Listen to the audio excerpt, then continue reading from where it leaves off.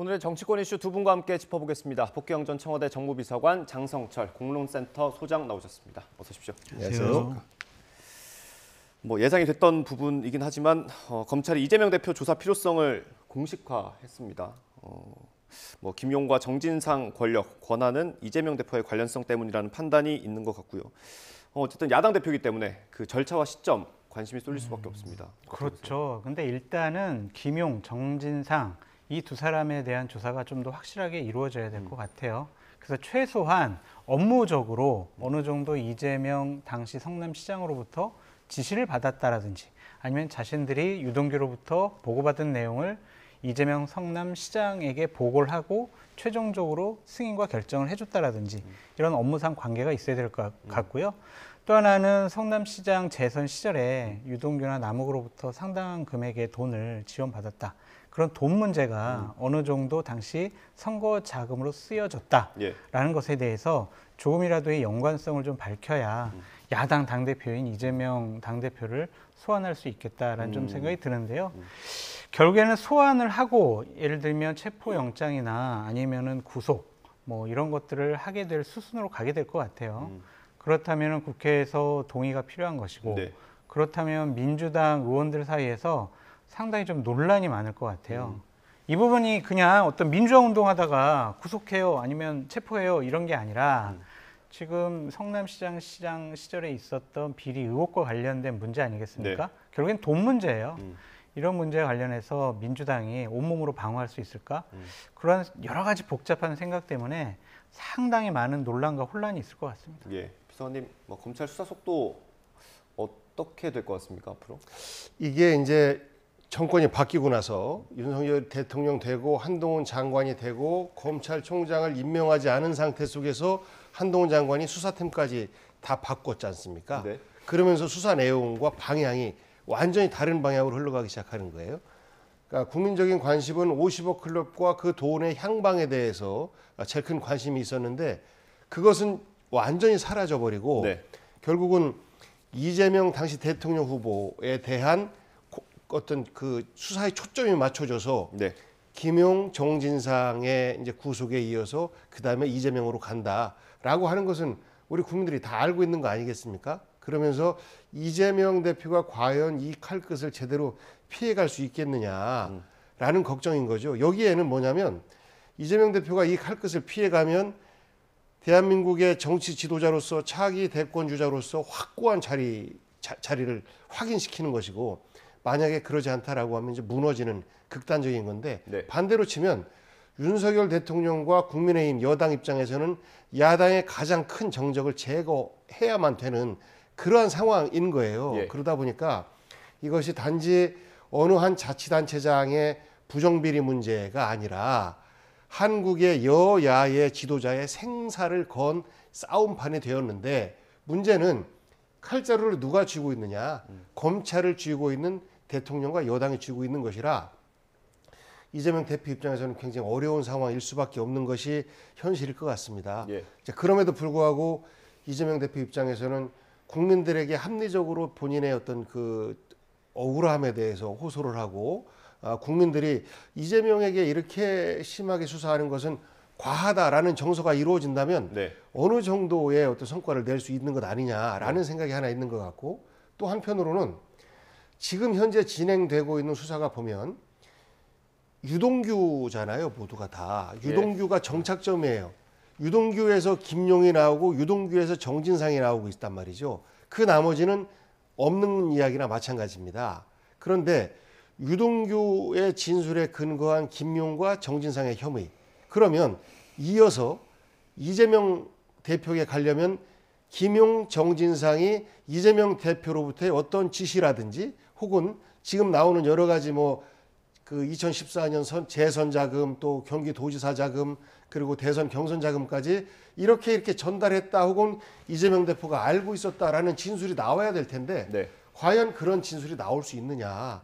그렇지 않음에도 불구하고 지금 이제 검찰에서 이재명 대표의 조사 필요성에 대해서 얘기를 하지 않습니까? 이것은 진술과 무관하게 조사하겠다라는 의지 표명인 거예요. 그러면 이제 제가 예측하건대 어디로 초점을 맞추고 있냐면 돈의 움직임과는 무방하게 당시 성남시장 시절에 이 사업에 대한 최종 결재권자로서의 배임, 이것을 두고 검찰에서 최소한 그것만큼은 놓아주지 않겠다. 다른 거는 우리가 다 그 혐의를 소명하지 못한다 할지라도 결재한 것 자체가 증거이기 때문에 배임 혐의 자체만큼은 씌우겠다. 이런 의지로 좀 읽힙니다. 그런데 만약에 이제 그런 혐의로 이재명 대표를 체포하고 뭐 구속하려고 한다라고 하면 이 부분은 국민적 저항이 굉장히 클 것이고, 그동안에 뭐 많은 이야기가 있었습니다만 그런 문제로 해서 자치단체장을 결재권자였기 때문에 배임 혐의를 적용한다라고 하면 지금까지 사업 인허가권을 갖고 있었던 전국의 자치단체장 자유로울 사람 아무도 없다라는 어떤 반발이 크게 네. 일어날 수 있을 것 같습니다. 네, 최근에 이 폭로가 굉장히 많이 나오면서 말을 쫓으면 안 된다라는 지적도 있고요. 저희도 그렇고 물증을 좀 봐야겠죠. 이런 가운데 정진상 실장이 구속적 부심을 신청했어요. 이게 변호인단의 주장을 보니까 상식적으로는 조금 이해가 되기도 합니다. 유동규랑 남욱 같은 다른 관계자들은 지금 석방이 돼 있는데 혼자만 구속된 건 좀 불리하다, 뭐 이런 측면인 것 같은데. 근데 정진상 실장 같은 경우에는 구속적 부심에서 풀려날 가능성이 저는 없다고 보여져요. 왜냐하면 혐의가 너무나 구체적입니다. 뇌물, 돈 문제였죠. 그다음에 부정부패법, 네. 이거 위반이에요. 그러니까 이런 것들은 상당히 좀 문제가 있어 보인다라고 말씀을 드리고요. 도주 우려가 있습니다. 그러니까 당 대표 정무실장으로 임명되고 나서 집에 들어가지 않았다. 여의도 근처에서 어느 특정하지 않은 곳에서 계속 지냈다. 네. 주거가 불정하지 않으면 도주 우려가 있다. 그럼 구속 사유가 되잖아요. 그리고 증거 인멸에 여러 가지 우려가 있다. 당대표실을 압수수색을 해보니까 정진상 실장의 컴퓨터가 윈도우 체계가 9월 달쯤에 다시 포맷이 됐다. 네. 이것은 증거인멸한 거 아니냐. 이러한 증거인멸 혐의도 있고, 또한 남욱과 유동규 씨의 진술이 너무나도 구체적이에요. 2013년, 14년에 우리가 성남시장 재선거를 돕기 위해서 나는 어느 시원에게는 얼마를 줬고 어느 종교단체에는 얼마를 줬고, 이런 액수와 대상자가 너무 구체적입니다. 그렇기 때문에 적부심에서 풀려날 가능성은 없지 않겠느냐라고 전망해 봅니다. 예, 그 남욱 변호사가 그 법정에서도 진술을 되게 많이 했고요. 그 집에서 기자들 만났을 때도 말을 많이 했더라고요. 그 진술 신빙성은 어떻게 보십니까? 남욱 변호사가 과거에 새누리당 청년위원회 부위원장했던 경력을 갖고 있는 사람이에요. 그러니까 그 자기의 이해관계에 따라서 정치적 소신도 많이 바꾸고 상황에 따라서 입장을 바꾸는 사람일 것이다라는 추측들이 대부분입니다. 네. 이분들의 그 정영학 녹취록을 보면 돈 문제 가지고 싸우고 그 가운데서 굉장히 인색하게 굴고 본인의 돈을 최대한 안 내놓으려고 하는 이런 모습을 보이는 것이 남욱 변호사인 것으로 나타나고, 어찌 보면 그들 동업자들끼리의 갈등이 남욱 변호사로부터 촉발된 것 아니냐, 이런 추측들도 하는 사람들이 많아요. 그런데 이 남욱 변호사가 작년에 이제 그 귀국해서 올 때의 발언과 지금이 달라요. 그러면서 이야기가 그때는 이재명이 대통령 될 수도 있는 거 아니냐, 무서워서 얘기를 못했다라고 하는데 지금은 이제 떨어졌잖아요. 떨어졌으니까 안 무섭다. 그리고 내 징역 누가 대신 살아주는 거 아니지 않느냐. 이거는 본인의 이익을 중심으로 해서 언제든지 입장을 바꿀 수 있는 사람이다라는 것을 본인 스스로 증명해내는 거예요. 예. 그렇기 때문에 이 남욱 변호사의 진술 자체가 신빙성이 있을까라는 어떤 그 근본적인 의구심이 하나가 있고, 그리고 또 하나 이제 이분이 주장하는 게 천화동인 1호의 지분과 관련해서 네. 김만배 씨가 갖고 있는 49%의 지분 가운데 절반이 유동규 것이고, 그런데 그 유동규 것이 지금은 그 정진상, 김용 3인방의 것이고, 네. 그 다음에 이것이 남욱 변호사의 진술에 의해서 시장 측 어떤 그 지분으로 이렇게 예. 변질되고 있는 것인데, 네. 이것이 들었다라는 거예요. 김만배로부터 들었다. 이런 그 전문 증언이라고 얘기를 하던데, 네. 이런 증언은 그 증거로서의 효력이 전혀 없다라는 것이 이제 법조계의 이야기고, 그건 상식적인 이야기입니다. 일종의 카드라기 때문에. 예. 그래서 지금 남욱 변호사가 뭐 일종의 키맨이 될 것이냐, 그렇게 보지 않고 실질적으로 그 이재명 대표에게 이런 혐의가 있느냐 없느냐에 대한, 혹은 김용과 정진상의 현재 쓰여진 혐의, 이것을 증명해내는 데 있어서 키맨은 김만배일 가능성이 가장 높다. 김만배가 이제 오늘 밤에 나올 텐데, 예. 김만배가 어떤 진술을 하느냐에 따라서 적어도 김용, 정진상 같은 경우에는 어떤 범죄를 소명하는 데 있어서의 네. 그 정진상, 남욱 또 뭐 이분들의 저 증언이 일치되기 때문에 네. 맞을 수 있다. 근데 과연 김만배가 남욱과 같이 입장을 바꿀 것인가라는 부분에 대해서 의구심을 제기하는 사람들이 많습니다. 예, 그 김만배 씨 같은 경우 이제 오늘 자정이 지나면 출소를 하게 되는데, 그럼 만약에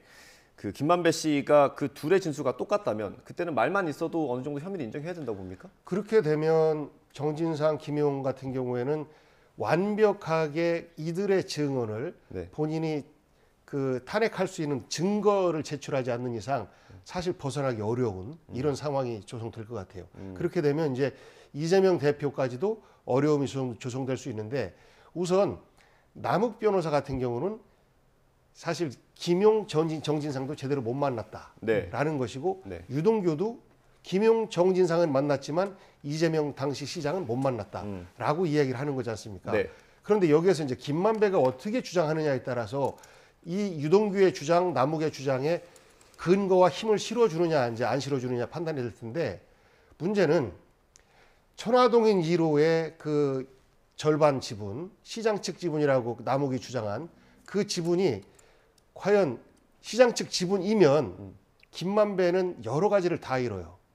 그것은 하나 잃는 것은 그것을 약속한 일종의 배임, 그리고 부정 수수, 예, 본인이 이제 피의자가 되는 거죠. 그렇습니다. 예. 이 부분 죄목이 하나 들고, 그리고 또 경제적 손실은 그로부터 얻어지는 게 약 400몇억 된다는 거 아닙니까? 네. 비용 다 빼고 나면 이것이 현재는 법적으로 김만배 거예요. 네. 그런데 이것을 시장 측 거다라고 하면 본인 것이 아니게 되는 것이고, 네. 이것을 인정했을 경우에는 이것으로 불법적인 것으로 인해서 얻어진 모든 수익 자체가 환수가 되는 예. 이런 상황이 되기 때문에 김만배가 모든 손해를 다 감수하고 천화동인 1호의 수익을 다 포기하고 본인이 어떤 그 딜을 받아낼지 모르겠지만 감수하고 얻는 것보다는 잃은 것이 더 많지 않겠느냐라는 것이 그 상식적인 사람들의 주장이고, 지금 보면 남욱, 정영학, 그다음에 김만배 이분들 뭐 3인방 아닙니까? 네. 이분들의 주장이 다 달라요. 유동규의 주장까지도 다릅니다. 지금은 뭐냐면 각자 자기의 이익 중심으로, 이해관계 중심으로 그 진술들이 변하고 있는 상황인데, 네. 김만배 같은 경우는 본인의 진술을 바꿨을 때 본인이 가져갈 수 있는 이익은 보이지 않는다라는 것이 상식적인 예. 주장 같습니다. 알겠습니다. 비서관님 아까 그 전원 증거라는 표현을 해주셨는데 네. 그게 전문 증거가 맞는 표현이라고 합니다. 예. 이 안에서 그걸 정정해 주셨고요. 비서관님, 제가 전문 증거라고 말씀드린 것 같은데. 그렇습니까? 네. 전문 전문 증거가 증거. 맞는 표현인 것 예, 같은데 예. 그거 저희가 다시 한번 해볼게요. 예.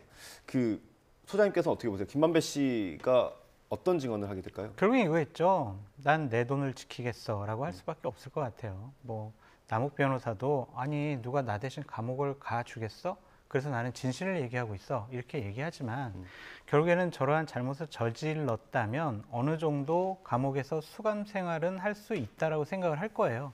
근데 하지만 돈까지 잃는다라고 생각을 하면 사실대로 얘기하거나 아니면은 사실대로 얘기하지 않을 수 있다라고 좀 생각이 듭니다. 검찰에서 만약에 김만배 씨 당시엔 사실대로 얘기를 하면 다른 자금에 대해서 우리가 기소하지가 않고 우리는 환수 조치도 하지 않을게. 진실대로 얘기해. 그러면은 돈을 지키기 위해서라도 김만배 씨가 사실관계를 남욱과 유동규와 동일한 진술을 할 가능성이 높다라고 저는 전망해 봅니다. 그러면 그것도 일종의 플리바게닝 아닙니까? 플리바게닝이겠죠. 하지만 그것은 우리가 추측과 상상의 영역일 뿐 검찰과 김만배 씨, 유동규 씨, 남욱 씨와 어떠한 얘기가 오갔는지 우리는 알 수는 없잖아요. 네. 하지만 가장 중요한 것은 김만배, 대장동 일당이 중요하게 생각하는 것은 결국엔 돈이다. 돈을 지키기 위해서는 어떠한 진술도 할 수 있고 어떠한 진술도 하지 않을 수 있다라고 전망해 봅니다. 네, 아마 오늘 자정에 김만배 씨가 나오게 되는데 아마 취재진들이 많이 몰릴 것 같습니다. 어떤 얘기 하는지 지켜보도록 하고요. 이렇게 이재명 대표 사법 리스크가 본격화되면서 당내에서 이 이름이 나오고 있습니다. 이낙연 전 대표가 좀 거론이 되는 것 같습니다. 관련 영상을 하나 준비했습니다. 이거 들어보고 얘기 이어가겠습니다.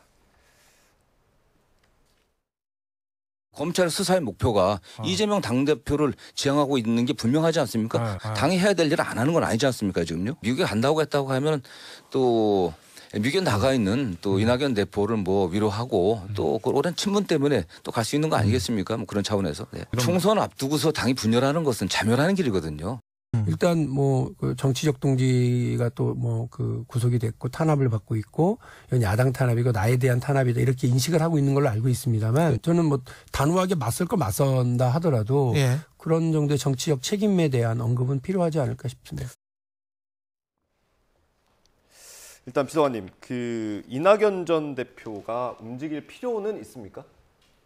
이낙연 전 대표는 민주당에는 큰 자산이죠. 정치 현직 지도자일 수도 있고 그리고 현역에서 물러나신다 할지라도 언제든지 그 원로로서의 영향력을 크게 발휘할 수 있는 분인데 과연 이 시점에서 이낙연 대표가 움직이느냐라고 하는 것은 일종의 그 국민의힘 관계자분들의 바램 아닌가 싶어요. 네.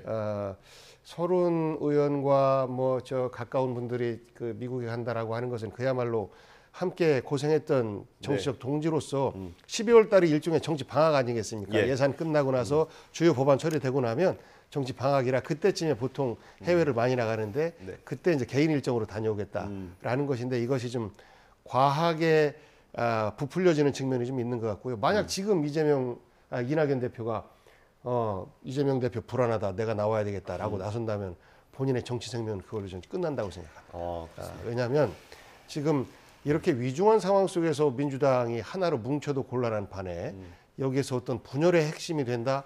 그렇잖아도 경선 과정에서 과한 어떤 그 인신공격 이런 것들이 상대방 윤석열 후보와 국민의힘의 공격의 빌미를 제공했다라는 비판도 받고 있는데 여기에다가 하다못해 저 이재명 현 대표를 옹호해주지는 못할 망정 리더십이 흔들리고 있다. 내가 나서야 되겠다라고 하면 곧 자멸의 길인 것을 네. 이낙연 그 전 대표도 잘 알고 있고 그 지지자분들도 잘 알고 있어요. 그래서 지금 그분들이 어떤 민주당에 대해서 정치적인 언급을 할 일은 없을 것 같다라는 것이 저희 생각입니다.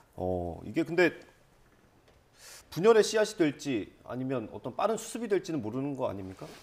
그런데 만약에 민주당 지지자들 의원들이 제발 이낙연 대표 귀국하셔가지고요 저희 혼란스러운 민주당을 또 수습해 주시고 구심점 되어주세요 라는 요구가 빗발치듯 해야 억지로 마지못해서 귀국해서 민주당의 구심점이 되는 게 맞지. 네. 지금 막 이재명 당대표 위험해졌구나, 나 어깨 들썩들썩 거기서 발걸음까지 옮겨가지고 귀국한다면은요 오히려 복경 비서관님 말씀하신 것처럼 저 사람이 기다렸다는 듯이 와 이럴 수가 있나? 정치적인 도리가 없는 거 아니야?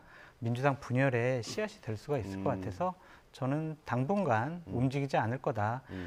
제발 와주세요라는 요구가 빗발쳐야 마지못해서 귀국해서 당을 수습하는 데 노력을 할 거다라고 전망해 봅니다. 이게 어쨌든 이재명 대표 수사 상황과 좀 맞물릴 수밖에 없을 것 같은데 어느 정도 시점이 좀 적당한가요? 근데 생각을 해보세요. 이재명 대표가 만약에 수사를 받아요. 예. 소환을 받아요.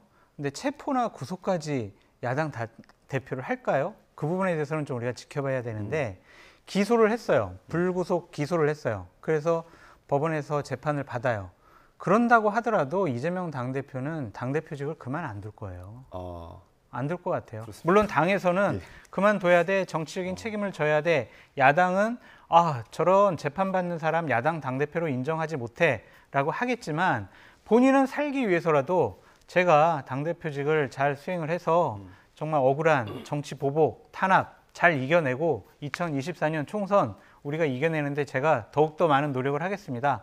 제가 최고의 노력을 할게요. 그렇게 하겠지 제가 정치적인 책임을 지고 기소당했으니까 저 그만둘게요. 이럴 뿐이 전혀 아니거든요. 또한 뭐 이재명 당대표를 둘러싸고 있는 측근들도 그걸 원치 않을 겁니다. 그래서 저는 그냥 끝까지 계속 갈 거다라고 보여집니다. 비서님께서는 뭐 비슷한 전망이십니까?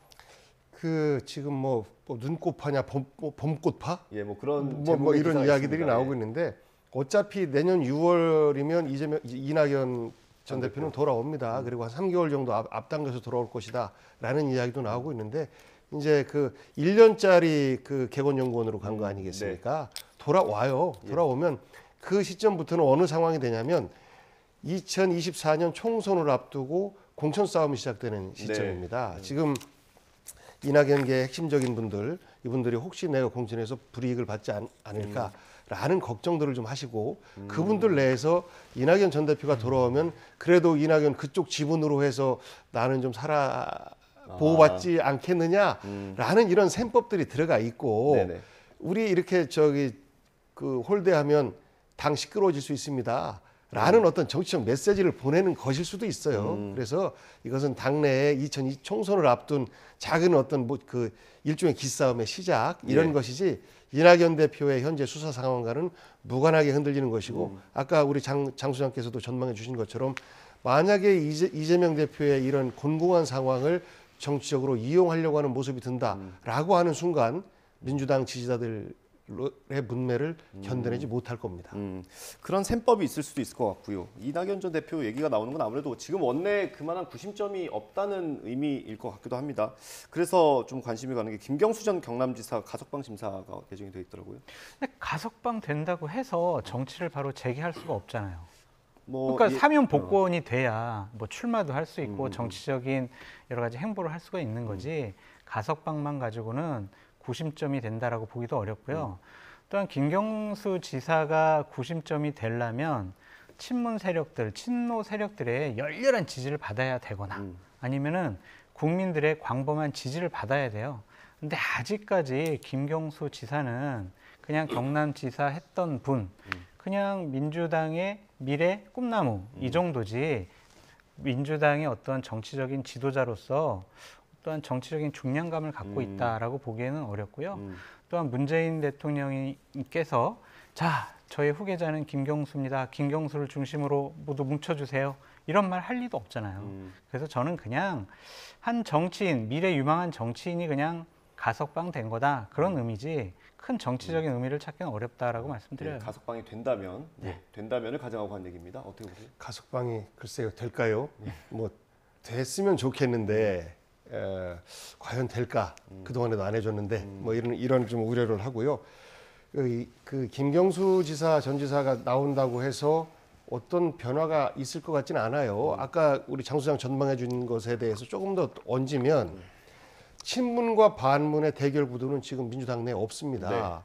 예를 들어서 난 반문이다라고 하는 순간 과연 그분이 민주당 내에서 정치를 할 수 있을까요? 못해요. 이재명 대표의 현재 친정 체제지만 이것보다 더 크게 그 힘이 작용하고 있는 것은 노무현과 문재인, 김대중 정신을 지키는 민주당 당원들 정신이고 네. 지금 의원들도 만약에 그것을 건드린다라고 하면 그것은 살아남기 어렵습니다. 다만 전해철 의원이라든지 그리고 이재명 대표라든지 의원, 예. 뭐 이런 분들은 경쟁을 했지 않습니까? 당대표로서의 경쟁을 했던 그런 앙금들이 남아 있을 뿐이지 네. 그분들이 친문을 대표한다 전혀 그렇게 생각하지 않아요. 뭐 예를 들어서 그 문재인 대통령의 핵심 비서관 수석했던 분들 가운데에서 이재명 대표 아주 가까이에서 적극적으로 역할을 하시는 분도 계시고 네. 또 이분들 내에서는 이낙연 그 전 대표의 가까이에서 역할하는 분도 계세요. 그래서 김경수 씨가 문재인 대통령의 정치적 자산을 고스란히 물려받아서 나오는 순간 친문 계열을 일사불란하게 하나로 정리한다라는 것은 그야말로 옛날 생각이고요. 지금은 전혀 민주당 정서가 그렇지 않다라는 부분 말씀드립니다. 네, 알겠습니다. 저희가 다음 주제로 넘어가 보겠습니다. 대통령실이 민주당 장경태 최고위원을 고발을 했습니다. 이거 가지고 여진이 계속 이어지고 있는데 저희가 준비한 영상을 먼저 보고 대담 이어가도록 하겠습니다. 이로써 윤석열 정권의 성역은 김건희 여사임이 명백해졌습니다. 빈곤 포르노가 국익일 수 없고 국민은 대통령의 배우자에게 그 권위를 부여한 적도 없습니다. 김건희 여사에게 묻겠습니다. 직접 출석하셔서 진실을 밝히도록 도움을 주시길 바랍니다. 명예훼손은 반의사 불벌죄입니다. 당사자의 의사에 반하여 처벌할 수 없다는 뜻입니다. 본인이 야당 국회의원에 대한 처벌 의사가 있는 것입니까? 만약 있다면 대통령실 고발이 아닌 직접 고소하는 것이 맞지 않습니까? 사실상 김건희 여사가 야당 국회의원을 고발한 것입니다. 이렇게 하지 않으면 계속 그럴 거 아니에요. 이거는 사실과 전혀 관계없는 허무맹랑한 얘기를 계속해요. 야당에도 물론이고 국익에 전혀 도움이 되지 않기 때문에 심각한 겁니다. 대통령과 대통령 부인은 우리 국민뿐만 아니라 외신에서도 다루지 않습니까? 그렇다면은 외국 언론에서 야당의 지도부기 때문에 더 눈여겨보지 않겠어요? 그런데 아무 말이나 한단 말이죠. 심각한 일입니다. 네, 뭐 이렇게 쉽게 볼 수 있는 관계는 아닌 것 같습니다. 어떻게 보세요? 대통령실에서 야당 의원을 고발을 했다. 이것은 김건희 여사에 대해서 상당히 모욕한 거 아니냐, 허위 사실을 통해서 여러 가지 명예를 훼손한 것이 아니냐. 그래서 결국에는 대통령의 순방 외교 성과를 폄하하려는 것이 아니냐, 그런 복합적인 심정이 가 있는 것 같습니다. 과연 그것이 적절하느냐 여부에 대해서는 좀 우리가 다시 판단을 해봐야 될 것 같은데, 장경태 의원은 상당히 지금 부적절한 입장과 스탠스를 계속 유지하고 있다. 네. 그것은 정치인으로서, 청년 정치인이거든요. 네. 그러한 위치에 있는 사람으로서 과연 맞는 처신이냐라고 볼 수밖에 없습니다.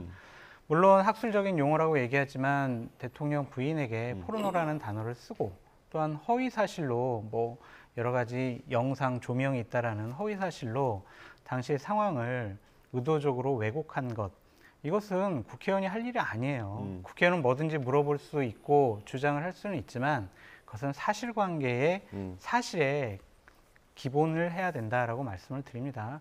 저런 허위 사실을 또한 더욱더 강하게 얘기하는 것은 결국엔 지지층만 보는 정치의 패단이 아니냐라는 생각이 들어요. 장경태 의원 아마 지금 후원금 많이 들어올 거고요. 또한 뭐 여러 가지 문자 이런 데에는 칭찬글 많이 올라올 겁니다. 시원하다, 당신이 우리를 대변해줬다. 이러한 민주당 지지층의 환호에 너무 취하지 말길 바랍니다. 정치는요, 지지층을 보고 정치하는 게 아니라 국민 전체를 보고 정치를 해야 한다라고 말씀드립니다. 예, 비서관님. 저는 좀 답답하고 안타깝습니다. 그 빈곤 포르노라는 단어를 선택할 때도 고민이 조금 부족해 보입니다. 네. 그러니까 뭐 학술적인 용어를 할지라도 포르노라고 하는 자체가 굉장히 자극적이고 왜곡될 수 있는 가능성이 있다라고 하면 그런 표현에 대해서 조심해야 되는데, 네. 뭐 거기에 대해서 조심을 안 했다라고 하더라도 이 논쟁을 이렇게 길게 끌어갈 문제냐라는 생각을 해요. 왜냐하면 지금 저 부분은 전국의 초점이 아니에요. 예. 전국의 초점은 어제 그 KBS 쪽에 유족 대표가 처음으로 인터뷰를 하시던데, 네. 그 절절한 절규를 국민을 대신해서 정치권이 어떻게 받아 안을 것이냐가 가장 첫 번째 문제인 것이고, 두 번째로 그 지금 예산안이 이제 국회에서 통과되는 것만 남았는데, 이 속에서 얼마나 많은 민생 예산들이 빠졌는지에 대해서, 예를 들어서 우리가 공공주택 얘기를 하지만 이 가운데 예산이면 5조 얼마가 줄어들었다, 이런 것들에 대해서 여기서 정말 민생에 착근해서 일을 해야 되는데, 본인이 한번 얘기한 것이 반발이 되니까 이기고 싶은 고집이 보인다라고 하는 것은 정치를 좀 넓게 보지 못하는 모습인 예. 것 같고, 사실 여부를 떠나서 네. 그래서 저는 이 부분에 대해서는 그 장경태 의원 스스로가 길게 끌고 가지 않았으면 좋겠다라는 것에 붙여서, 그 용산 같은 경우는 네. 최초로 야당 의원을 직접 고발했어요. 허위사실 유포 혐의로 고발했습니다. 예. 제3자가 하는 거잖아요, 고발은. 근데 내용을 보면 일종의 김건희 모욕죄 같은 느낌이 들어요. 허위사실 유포 혐의라고 하는 것은 허위사실 유포 혐의에 의한 명예훼손, 네. 이럴 경우에는 반의사 불벌죄잖아요. 그러면 이것에 대해서는 당사자인 그 모욕당한 김건희 여사가 처벌할 의사가 있다라는 것을 반증하는 것이기 때문에 네. 결국은 김건희 여사의 고발로 이렇게 비춰질 수가 있는 것이고, 또 하나는 허위사실 유포에 의한 일종 선거법 네. 위반인데, 지금 선거 전국이 아니지 않습니까? 네. 그래서 이거를 해서 대통령실이 얻어갈 게 아무것도 없어요. 네. 오히려 속 좁다. 라는 비판만 받을 수가 있습니다. 네. 그래서 저는 이거에 대해서 대응하는 장경태 의원과 그리고 또 대통령실 모두가 다 국민들에게 아이고 왜 그래 답답하네 라는 걱정만 끼치는 것 아닌가 싶습니다. 예, 뭐 두 분 말씀하신 것처럼 이 일이 이렇게까지 커질 일인가 싶기는 합니다. 예, 알겠습니다. 저희가 마지막 주제 다뤄보고, 시간이 얼마 없는데 마지막 주제 짧게 다뤄보겠습니다.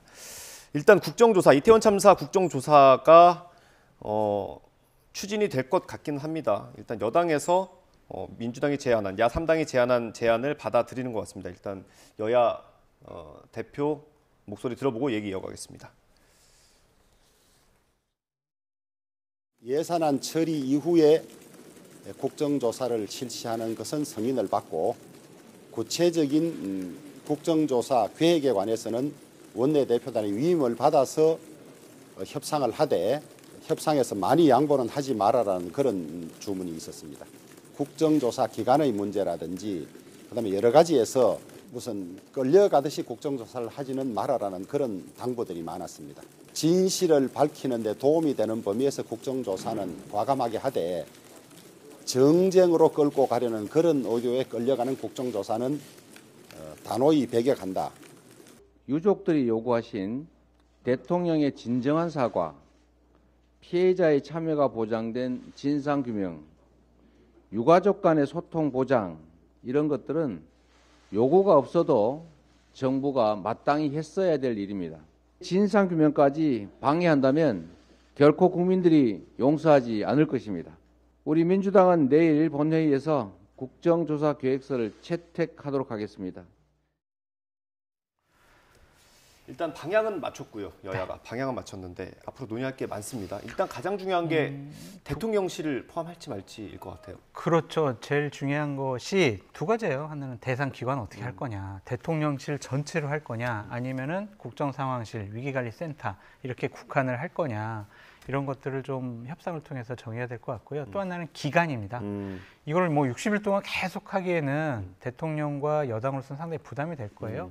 상당히 좀 기간을 좀 줄이는 그런 것도 중요해 보이는데, 저는 주호영 원내대표 칭찬해드리고 싶습니다. 대통령실과 윤핵관들은 이 국조하면 안 돼. 정진석 비대위원장도 국조하면 안 돼. 경찰 조사 좀 지켜보고 다른 수사 지켜보고 그때 결정하자라고 했는데 그것을 다 설득을 잘 하신 것 같아요. 네. 국정조사 해야 된다라는 국민적 여론이 훨씬 높았잖아요. 네. 그런 민심을 반영한 결정에 대해서는 주호영 원내대표가 상당히 잘했다라고 말씀을 드리고, 아마 금요일 날 대통령과 아마 관저에서 여당 지도부들 회동이 있을 거예요. 이번 주 금요일이요? 그렇죠. 그때 이제 대통령을 잘 좀 설득을 하셔서 국정조사와 관련해서는 여당과 대통령실에서 불협화음이 나오면 안 돼요. 그래서 좀 국민의 여러 가지 의구심을 풀어주는, 유족의 한을 풀어주는, 그리고 정책적으로 제도적으로 무엇이 미비했는지, 무엇을 보완해야 되는지 건설적인 국정조사가 돼야 한다라고 말씀드립니다. 비서관님, 이제 이럴 때 여야 간의 정치적 어떤 큰 딜이 벌어지기도 하고 막 그러는데 지금 보면 그러지 않은 것 같아요. 주호영 원내대표가 원내대표 경험을 불과 2년 전에 했지 않습니까? 네. 그렇기 때문에 경험을 충분히 살려서 그나마 지금 국민의힘을 살려주고 있는 그 장수가 주호영 대표 아닌가 싶어요. 국민들은 국정조사 해야 된다라는 민심이거든요. 그런데 대통령실의 생각에 따라서 여당이 그 반대의 입장을 내고 결국 이것은 그 정부와 국민의 소통 역할을 하고 있는 여당으로서의 역할을 포기하는 거거든요. 그래서 지금이라도 국정조사 한다라는 것에 대해서 인식을 같이 한 것에 대해서는 전 칭찬할 만하다라고 하는데, 문제는 이것에 대한 진정성 문제입니다. 말씀하신 대로 24일 만약에 채택 계획서, 국정조사 계획서 채택이 안 된다라고 하면 이거는 그 야당 단독으로밖에 진행될 수밖에 없어요.